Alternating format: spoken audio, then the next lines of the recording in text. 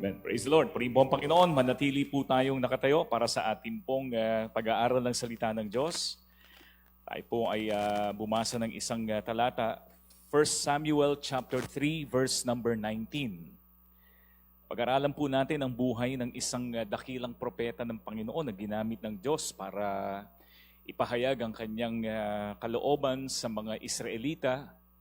Ginamit ng Panginoon para i-crown ang ilang mga hari na itinalaga ng Diyos. Sabi po natin na siya po ang unang propeta na ginamit ng Diyos para po ipahayag ang kalooban ng Panginoon para sa bansang Israel. Tinutukoy po natin is si Samuel. Kaya dito po natin kukuhanin ang kanyang kwento sa aklat po ng unang Samuel, kapitulo 3, talata po ay 11. 1 Samuel chapter 3, verse number 19. Sabi po ng banal na kasulatan, sabay-sabay po nating basahin. Ready, begin. And Samuel grew, and the Lord was with him, and did let none of his words fall to the ground. So ito po'y kwento ng paglaki ni Samuel.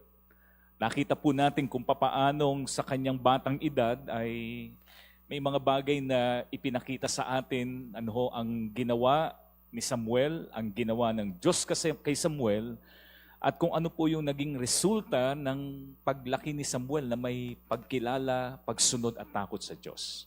Tayo pong lahat ay manalangin. Lord, pagpalain mo po kami sa aming pag-aaral, tuloy mo po kaming pangusapan, turuan mo po at gamitin mo po ang kwento ng buhay ni Samuel para magturo din po sa amin upang ang buhay po namin maging kagamit-gamit, Panginoon, para sa iyo. Tuloy po namin, Lord, ipinapanalangin na ang buhay po namin sa kasalukuyan ay bigyan po namin, Lord, ng mahalagang pagtingin sa kaseryosohan ng aming relasyon, Panginoon, sa iyo, upang hindi lang kami magamit, Panginoon, sa aming mga buhay sa kasalukuyan, kung hindi maging ehemplo po ang aming buhay sa susunod, Panginoon, na henerasyon, sa aming magiging mga anak, kasama po ang susunod na mga lahi, Panginoon, ng aming mga buhay. Amin pong itinataas ka sa aming pong pag-aaral na ito. Tulungan mo po at turuan mo po kami sa matamis sa pangalan ni Jesus. Amen. Please be seated. Maraming salamat po. Bahagi pa rin po ng ating pag-aaral ay pamagat po ng ating pag-aaral, Passing God's Glory to the Next Generation. So pag-aaralan naman po natin ang kwento ng isang lalaki na bata pa lang, nakita natin paano siyang lumaki, paano siyang nag-improve, paano siyang inihanda upang ang buhay niya ay maging kagamit-gamit para sa ating Panginoon. Si Samuel po, very familiar at very, sikat na propeta ng ating pong Panginoong Diyos. At siya po ang nag-anoint, mga kapatid, kay Saul para maging hari. At pagkatapos ni Saul, siya po ang nag-anoint kay David para po maging hari. Kaya sa pagbubuo po ng bansang Israel at sa pagpapahayag ng Diyos ng kanyang kalooban at paraan sa mga Israel, ang isang kinasangkapan ng Diyos para po mangyari ito ay walang iba kung hindi si Samuel. At makikita po natin, mga kapatid, na ito po'y hindi, ang paggamit ng Panginoon, hindi naman po ito instantly. Hindi po ito dahil naging Christian ka, automatic, gagamitin ka na ng Panginoon. Alisin po natin sa isipan natin ganon. Kasi hindi po yung magandang desire ang ating pong, ang susi para tayo ay gamitin ng Diyos ng makapangyarihan. Talagang, sabi nga ang pagpapagamit sa Diyos is intentional. Ang sabi nga, mga kaibigan, ang mangyayari sa kinabukasan natin, ang paraan ng paggamit ng Diyos sa atin is not the byproduct of hope o yung pangarap o yung gusto nating mangyari. Mga kapatid, makikita po natin dito sa kwento ni Samuel na ito po ay byproduct ng habit, ng kasanayan. Magiging intentional talaga tayo sa mga bagay na gusto nating mangyari at gawain ng Diyos sa buhay ng bawat isa sa atin. Kung gusto nating tayo kasangkapanin ng Diyos ng makapangyarihan, mga kapatid, hindi po pwedeng pagpe-pray at i-desire lang natin. Meron tayong gagawain na mga bagay, babaguhin natin ang ating lifestyle. Di ba? iibahin natin ang paraan ng ating pong pamumuhay. Bakit? Sapagkat meron tayong gustong mangyari at marating na nais ng Diyos na ipagawa sa bawat isa po sa atin. At dito po makikita po natin ang ilang mga bagay patungkol kay Samuel. Simulan po natin sa kanyang pagkabata hanggang sa siya po ay nagkaedad at tumanda. Pansinin po ninyo, ang sabi po, mga in verse number 19, ang sabi po dyan, and Samuel grew. So ibig sabihin, simula bata, siya po ay... Kaya ang kwento po mga kapatid ng journey ng spiritual life at ng makapangyarihang paggamit ng Panginoon kay Samuel, hindi po nagsimula nung siya ay matanda na, kung hindi nagsisimula nung bata pa. Marahil sasabihin natin, pastor, matanda na po ako, hindi na po ako magagamit. Hindi po. Ang sinasabi po dito, dapat meron tayong simula. Iba-iba po tayo. Iba po sa atin na save, medyo late na. Iba po sa atin, bata pa na save. So regardless kung ano pong edad natin, ang sinasabi po dito, hindi yung edad, kung hindi yung process. Kung papaano na ang isang tao ay lumalago, nagiging malapit sa Diyos, at eventually ginagamit ng Diyos ng makapangyarihan.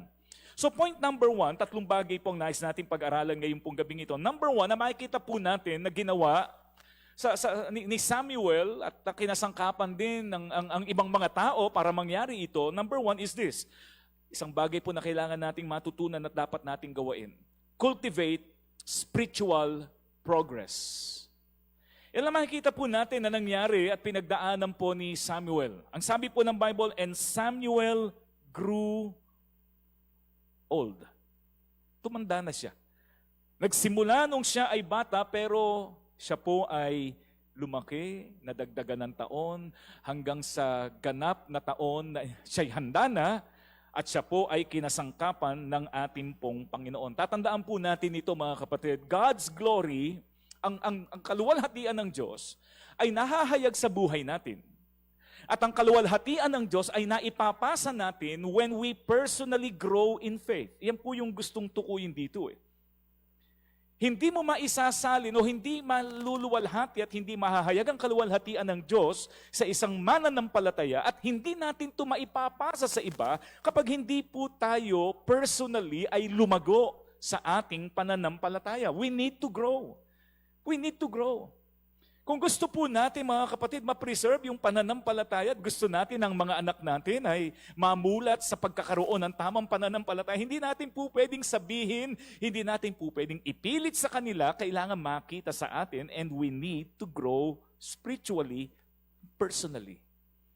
Dapat personal po tayong lalago sa ating buhay bilang mga mananampalataya. Kung merong isang bagay o merong bahagi ng buhay natin na dapat ay i-desire natin na tayo ay lumago. At ito po mga kapatid, yung makikita naman natin kay Samuel kung bakit siya ginamit ng Diyos. Alam po niyo kung ano?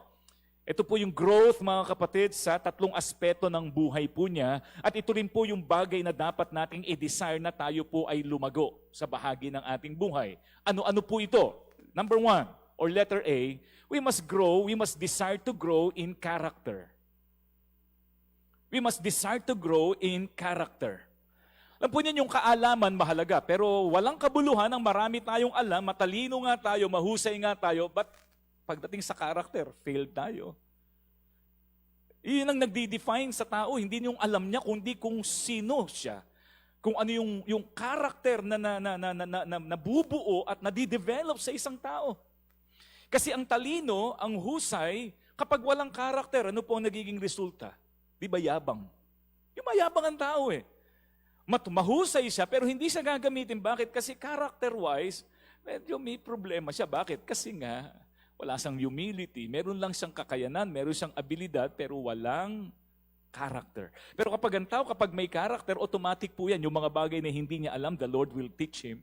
Hindi imposible yung kakayanan at hindi mahirap na magkaroon ng kaalaman kapag ang isang tao ay natututong magkaroon ng pagpapakababa, kapag ang kanyang character ay na-refine ng ating Panginoong Diyos. So we must desire to grow in character. Iyan po yung bagay na makikita natin kay Samuel. He was a man of character. That's why the Lord used him mightily. Siya po'y humaharap sa mga hari at pinakikinggan ng mga taong nasa posisyon. You know why? Kasi nakita na siya po ay dapat irespeto. Bakit? Kasi nakita na kung ano yung sinasabi niya, na lumalabas sa kanyang bibig, yun din yung nakikita at isinasagawa niya. Character.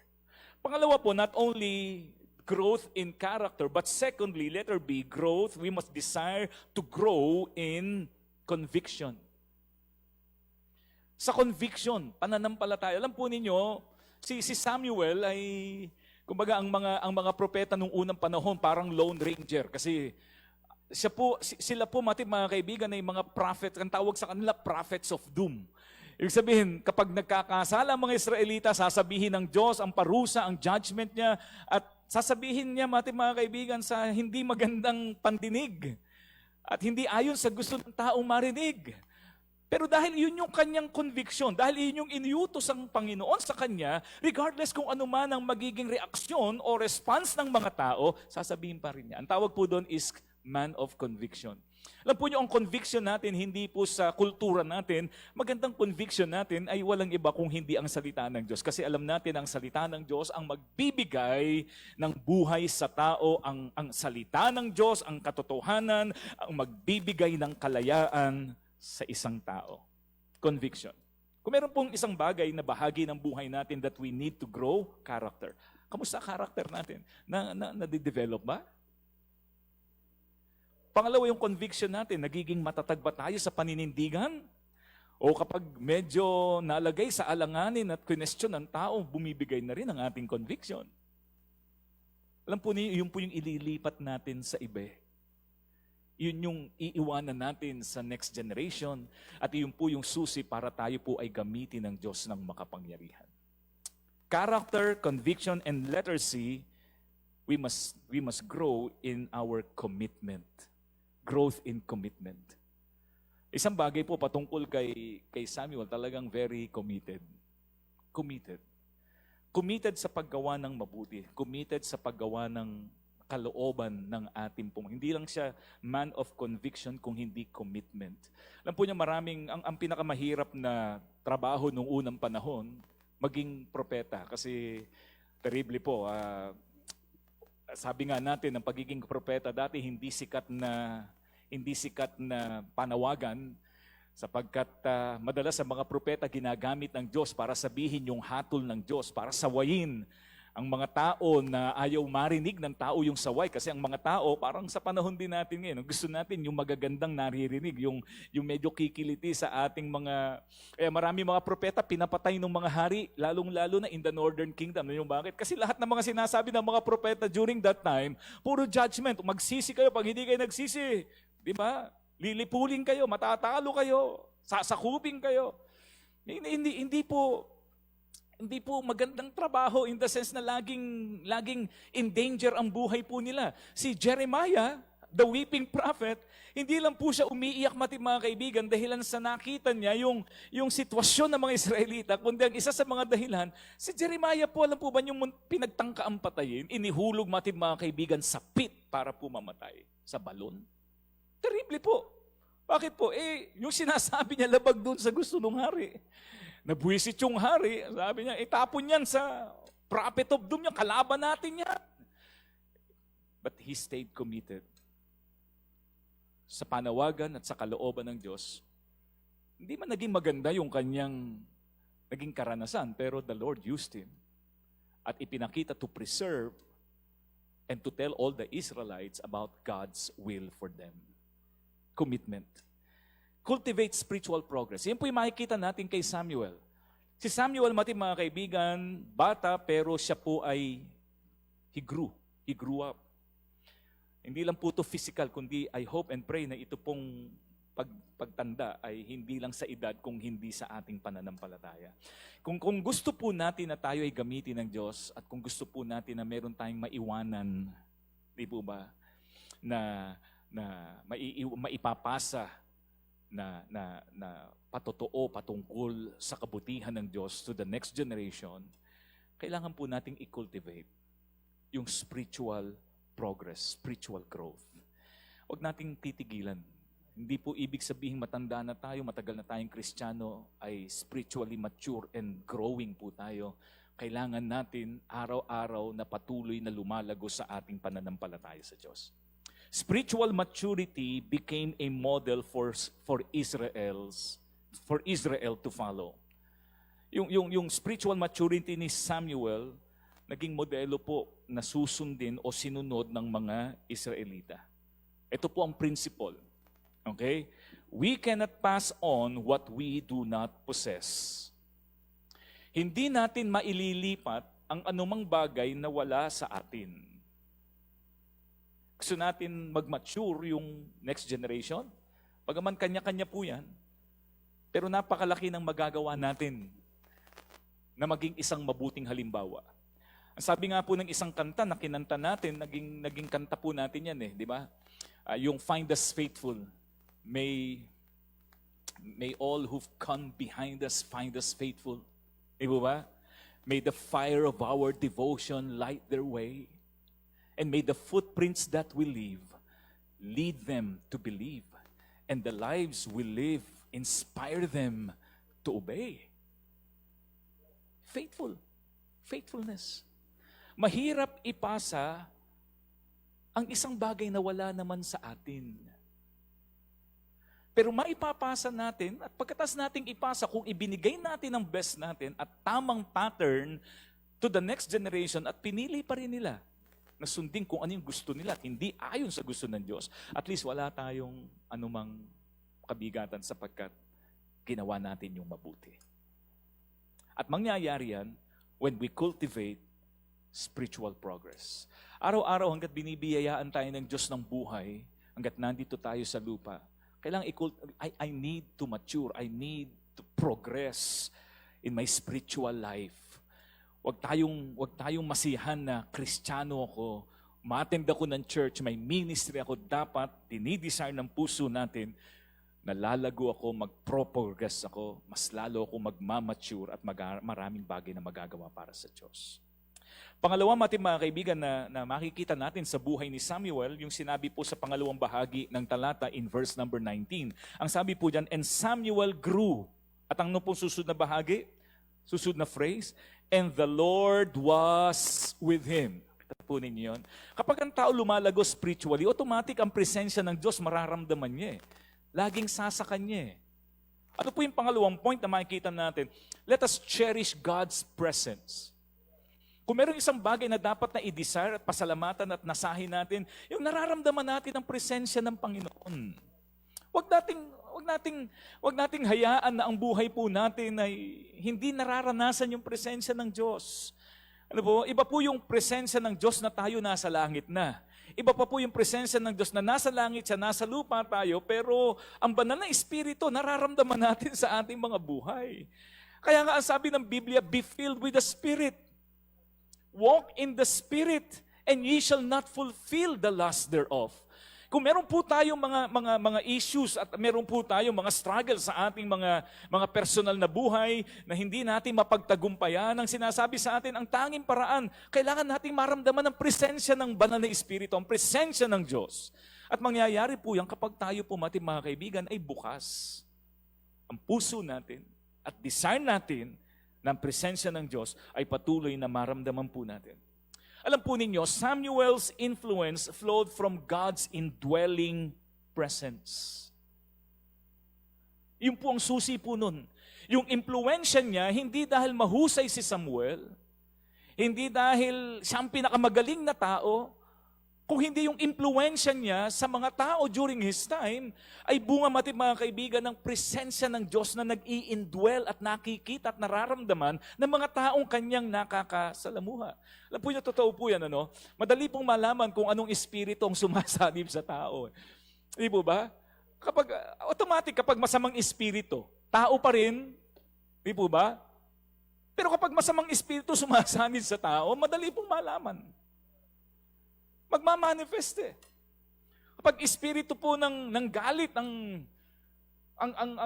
nananaig sa tao, madali mo malaman.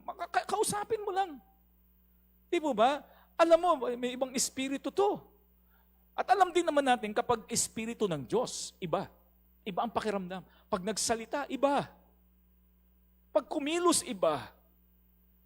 Pag nagdesisyon, iba. Ang pananaw, iba. Alam mo na siya ay pinapangunahan ng banal na espiritu. At itong si Samuel, nakuha niya ang respect ng mga tao, even yung mga Israel, yung mga hari ng Israel. Alam niyo bakit? Sapagkat nakita at naramdaman ng mga taong kanyang pinangunahan yung espiritu ng Diyos na sumasa kanya. His closeness to God brought clarity and credibility to his calling. Yung pagiging malapit sa Diyos. Ang isang tao malayo sa Diyos kahit Christian, hindi magiging credible at hindi magiging maliwanag. Magkakaroon pa nga ng, Christian ba talaga to? Ba't ganito? Parang hindi ata Christian ito. Huwag sana magkaroon ng ganun sa buhay natin, kundi sa isip at buhay natin. Talagang, kung may nakakakilala sa atin, alam nila at sure sila, Christian to. Hindi man siya magpakilala, pero mararamdaman mo. Kasi iba eh. Iba. Iba yung espiritong nararamdaman ko sa kanya. Tama po ba mga kapatid? Cherish God's presence. Si Samuel, lumaki siya, tumanda siya, kinultivate niya yung kanyang relasyon sa Diyos, yung pananampalataya niya sa Diyos. At makikita po natin ang isa sa mga susi kung bakit siya ginamit ng Diyos na makapangyarihan effectively because he cherished God's presence. Dama ng mga taong kanyang pinangungunahan at pinaglilingkuran ang presensya ng Diyos sa kanya. Alam po ninyo ang isang bagay at challenge sa ating mananampalataya sa panahon natin ngayon. The next generation needs to see that God is real in us. Kailangan makita eh. Kaya nga ang pinakamalaking tanong, nakikita ba nila? Nakikita ba ng next generation? Nakikita ba ng mga anak natin yung pagiging Christian natin? Nakikita ba ng mga anak natin at ng next generation sa salita natin, kinikilos natin ang Diyos na nananahan sa atin? The next generation needs to see God's presence or that God is real in us before they can receive Him for themselves. Kailangan makita. Testimony. They need to see and feel God's presence in us. Kung ano daw tayo, yun yung maipoproduce natin. Totoo naman kapag mahirap na ang isang inahing baboy, pag nanganak aso lalabas. Kung sino yung nanay, yun yung may mga pagkakataon, bagaman magkakaiba tayo at kanya-kanya ng desisyon, pero may mga pagkakataon, napakalaki ng influence kung sino po yung tinitignan. Pag hindi ganong kainit ang paglilingkod nating mga magulang, asahan po ninyo mga anak natin. Bagaman may mga anak na purihin ng Diyos dahil hindi nagpadala sa kainitan ng mga magulang kasi malalamig yung magulang, talagang very active. Pero aminin natin ang katotohanan, mga kaibigan, kapag ang mga magulang is not really, maturing in the faith, pag hindi ganun kaseryoso ang pananaw nila sa gawain ng Diyos, asahan po nyo, malakas din ang loob ng mga anak na hindi maging faithful sa Diyos. At kapag hindi tayo faithful sa Diyos na mga magulang, mahihiya din naman tayo magsabi sa anak natin, huy, maging faithful ka. Alam niyo kung bakit? Kasi baka mamaya balikan tayo, sabihin ng mga anak natin sa atin, pamihira, ang tindi ng tatay ko, ang tindi magsalita, pinapupunta ako sa church, hindi nagpupunta. Mahirap po yun. Amen? Hindi natin po pwedeng i-push ang ating mga anak, magpagamit ka sa ministry. Kung tayo mga kaibigan na tinitignan nila, hindi magpapagamit sa Diyos. Hindi ko po sinasabi to force us na magpagamit sa Diyos.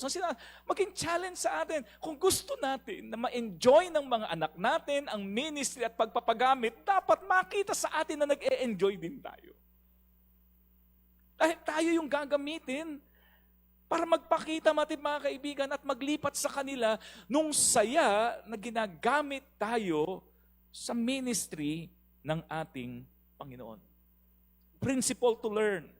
The presence of God needs to be visible in our lives that others will desire for them too. Kailangan makita sa bawat sa atin yung presensya ng Panginoon, maging visible sa buhay natin upang i-desire ng ibang tao na magkaroon din sila. Sa atin po yun. Sa atin. Bagaman, again, personal choice, meron tayong free will. Ang mga anak natin, hindi ibig sabihin matapat tayo, magtatapat sila. Choice pa rin nila. Pero at least bigyan natin sila na meron silang maiisip at masasabi, paglaki ko, pag nawala na magulang ko, pag humarap ako sa problema, gagayahin ko yung ginawa ng tatay at nanay ko. Bigyan natin sila ng pattern. Bigyan natin sila ng babalikan. Bigyan natin sila ng gagayahin. Kasi kapag hindi sila nakakita ng tamang gagayahin, iba gagayahin nila. Iba gagayahin nila. Pag hindi tayo nagbigay ng magandang ehemplo, ang kukuhanin nilang ehemplo yung makikita nila sa sanlibutan. Alala ko mga magulang ko. Nung dumadaan kami sa pangangailangan, talaga nakita ko yung kanilang lalong pananampalataya. Talaga naglilingkod sila sa Diyos. Sana may makitang ganun sa atin. Amen? Huwag yung, naalala ko yung magulang ko nung dumaan kami sa pangangailangan nagnakaw ng pera gagayahin ko na rin. Sa tingin po ba ninyo, mga kaibigan, yung mga taong lumaki nang nakagisnan yung ganong klase ng buhay? Tingin ninyo, titigil dun. Pag na-save, amen. Pero kung hindi masasave, uulit lang din. Uulit lang. Uulit lang. Kasi walang naging option. Nagagayahin na magpapakita at maglilid sa kanila sa tamang landas. Let us cherish God's presence. Yun yung makikita natin sa buhay ni Samuel. Pangatlo po at panghuli na makikita nating principle is this. Ang sabi po sa talata in 1 Samuel 3:19, tignan po niyo ang sabi, as Samuel grew and the Lord was with him, yung presensya ng Diyos was with him, and did let none of his words fall to the ground. Hindi niya hinayaan na ang bawat salita ng Panginoon ay mahulog sa lupa. Ano ibig sabihin? Hindi niya binaliwala, hindi niya sinayang yung bawat narinig niya. Ano po yung pinaka-worst na po pwedeng mangyari sa atin? Maging attender at maging church goers tayo, pero hindi natin sinasa puso. Alam niyo, sabi po ng Book of James, ang sabi ng Book of James, be doers of the word and not hearers only. Why? Kasi kung hearers of the word lang tayo, but we are not doers of the word, ang sabi ng banal na kasulatan, we are deceiving ourselves. Be ye doers of the word. Let us be doers of the word and not hearers only. Kasi kapag hindi tayo doers of the word at nasanay na lang tayo, basta ako tinanggap ko, yes, amen, praise the Lord. Tinanggap natin ng buong puso, pero hindi natin ginagawa yung pangungusap ng Panginoon. You're just deceiving, pinasasaya lang natin ang sarili natin. Pinagagaan lang natin ang buhay natin, ang pakiramdam natin, pero hindi magbibigay ng maayos na pakiramdam sa buhay natin. Pag natutulog tayo, pag gising natin, wala pa rin tayong kapayapaan. Mabigat pa rin lahat ng pagdadaanan natin sa buhay. You know why? Hindi po dahil ang Diyos, mga kaibigan, ay galit sa atin, kundi hindi natin ginagawa at isinapamuhay yung narinig nating paraan ng Panginoon kung paano gaganda ang buhay natin. Huwag tayong tagapakinig lang. Isapamuhay natin. Let us apply God's Word. Don't just hear God's Word, apply God's Word. Kasi ang salita ng Panginoon na magiging gabay at liwanag ng ating mga landas. Magiging gabay at liwanag. Si Samuel, mga kaibigan, isang bagay na masasabi natin about Samuel is this: Samuel was faithful to speak God's truth. Faithful to speak God's truth with accuracy and authority. You know why? Kasi pinakinggan natin. Hindi niya hinayaang mahulog. Kaya kapag siya ay nagsasalita, accurate. Kapag siya ay nagsasalita with authority, thus saith the Lord. Kasi alam niya na ang salitang sinasabi niya ay hindi salita ng tao kung hindi lahat ng lumalabas sa kanyang bibig ay salita walang iba ng ating Panginoon. Samuel didn't waste or weaken God's word. Hindi niya sinayang. Matanong ko po, ilang mga salita ng Diyos at pangungusap ng salita ng Panginoon ang napupunta sa basura? Every time na tayo nagbabasa, every time na tayo pupunta sa church, makikinig tayo ng Word of God. Sa church natin, every Sunday, may naglilinis po, kinabukasan yung Monday group. Yung stewards, pag araw ng Sabado, may naglilinis pa rin, yung mga young people po natin. Alam po ba nyo, mga kaibigan, magugulat kayo kung ganong karaming trash bag ang napupuno ng basura natin. Totoo po yun, ang dami. Ang dami. May isang pagkakataon, mga kaibigan, na hindi nangungulekta yung garbage collector dito sa atin. Napuno po yun eh. Isang linggo lang. Isang katutak po. Alam po ba yung malaki ginagastos natin sa garbage bag? Alam po ba nyo kung ilang garbage bin ang binili natin na ganitong katataas? Ang dami po dyan nakapaligid. Pagdating ng araw ng Lunes, puno po lahat ng yan. Daming basura. Daming basura. Sayang yung iba. Imagine ko lang, gano'n kayang spiritual garbage bag ang napupuno kapag araw ng linggo dahil nagiging basura lang, hindi natin talaga isinasa puso, kundi pinakinggan natin, pinalabas natin sa kabila. Yang. And then, kapag may nangyaring hindi maganda sa buhay ng mga mananampalataya, ang sisisihin ng Panginoon. Minsan ganun tayo, aminin natin ganun tayo. Kapag mayroong magandang hindi bagay na nangyayari sa buhay natin at nararanasan, naghahanap tayo ng sisisihin. Most of the times, we blame other people, and most of the times, we blame God. Panginoon, ba't hindi ka tumutugon? Akala ko ba ganito? Ang totoo niyon, ang Diyos tumutugon. Sa pamamagitan ng salita ng Diyos, ang problema, namimili tayo ng gusto nating pagtugon. Which is hindi dapat nangyayari. Ang kagandahan kay Samuel, bakit siya ginamit ng Diyos?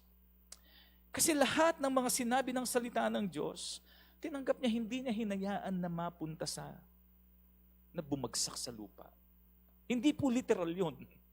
Hindi, Pastor, Bible ko, lagi kong hawak. Lalong-lalo na po, itong Bible app ko. iPhone 16 po ito. Hindi ko po hahayaan bumagsak sa lupa ito. Di ba? Hindi po literal yun, kundi spiritual po yun. Na lahat na para po ba tayo maging parang spongha. Po yan, yung kapag nilagay mo yung spongha sa may tubig, automatic yung pupunuin yun. Magugulat ka ba? Wala nang laman. Yun dapat eh. Kasi yun yung magbabago ng buhay ng isang tao at mananampalataya. God's Word. God's Word. And did let none of His words fall to the ground. At dahil sa hindi niya hinayaan na may bumagsak at matapon na salita ng Diyos, Samuel was able to communicate God's proclamation. Kasi wala tayong sasabihin sa ibang tao kung wala tayong maririnig at hindi natin magigets. Hindi natin matutulungan ang mga anak natin na harapin ang problema kung wala tayong magigets. At hindi tayo matututo. Ang mga anak natin haharap sa iba't ibang problema. Problema sa material na bagay, problema sa physical na bagay, problema mga kaibigan sa pag-ibig, love life. Maniwala po kayo. Matatawa kayo. Ang daming mga mananampalataya, mga magulang, mga kapatid, kapag nagpayo sa anak, grabe po mga kaibigan, unbeliever na unbeliever ang dating, hindi mo makakakitaan ng pambira. Christian ba yung nagpayo? Ba't ganun magpayo yung magulang? Ba't ganun yung paraan niya? Alam niyo kung bakit? Kasi hindi po nakinig ng Word of God eh. Sayang eh. Mahirap kasing magpayo kapag wala kang natanggap eh. Ang mga anak natin haharap sa mga problema ng buhay. Hindi sa lahat ng pagkakataon, nandyan tayo para tulungan natin sila. Nakaagapan. May mga anak tayo at hanggat buhay at kaya ng mga magulang ginagawa, pero hindi sa lahat ng pagkakataon. Pinakamalaking tanong, mga kaibigan, kung sakaling dumating ang pagkakataong wala na tayo, humarap sila sa problema ng buhay na tsak naman kakaharapin nila, ano kaya yung maaalala nilang payo na magbibigay ng direksyon sa kanila para magawa nila ang kalooban ng Diyos? Meron ba silang maaalala? O wala silang maaalala at hindi magiging biblical ang kanilang magiging paraan sapagkat wala silang naging option na paraan na manggagaling sa ating mga magulang at sa ating mga adults ngayon. Kailangan tanggapin natin. Hindi tayo makapaglilipat nang wala sa atin. That's the principle. Pass on God's glory by proclaiming His truth to the next generation. With conviction, consistency, and compassion. Pag nagawa na natin yan, nasa sa kanila na yan. Pero at least gawain natin yung magagawa natin. At again, pag-pray natin ng mga anak natin, pag-pray natin yung pamilya natin, next generation, pero gusto kong sabihin mga hindi nakukuha sa prayer. Prayer is powerful. Pero kung gusto natin ang Diyos talagang kumilos sa buhay nila, we need to be intentional. Hindi po pwedeng ipagbabakasakali ko na lang sa Diyos. Anyway, pangako naman ng Panginoon na kung ako naging mananampalataya, ang pamilya ko magiging Kristiyano. Well, nasa Bible yon. Pero tandaan po natin, meron tayong responsibilidad na dapat ay gawain at gampanan ng may katapatan sa harap ng ating Panginoon. Let us pass God's glory to the next generation. Dito po sa ating kwento, sa buhay po ni Samuel, ipinakita po sa atin ang tatlong bagay. Sa atin, na nandirito ngayon, who are passing the baton, the legacy to the next generation, don't forget to cultivate our spiritual progress. Pangalawa, don't forget to cherish God's presence. At number 3, don't forget to communicate God's proclamation. Communicate it. Mahirap mag-communicate kung wala tayong i-communicate. Listen, meditate, give importance to God's words. Tumayo po tayong lahat. Let us pray.